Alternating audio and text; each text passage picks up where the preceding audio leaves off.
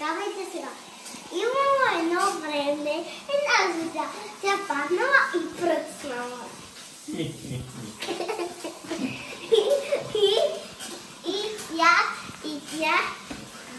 И тя отишла и казала, о май гош.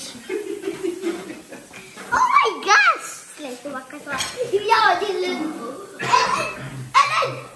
Ти забягала! Ти забягала тя. Елен!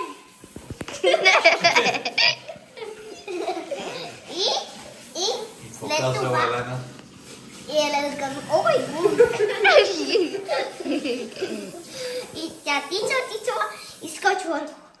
Елен! Пус! Отстай! И след това казва, о май гош, тя може да говори.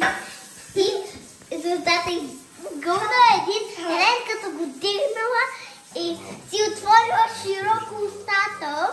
Не, по-скоро го хвърлила и си отворила много широко устата и го пъгълнала.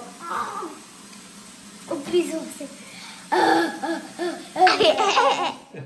Сега ще ви убия до момента, защото аз ще бъда великата звезда.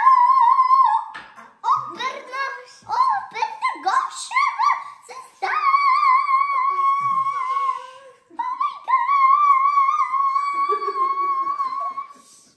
И шукля всички позорци.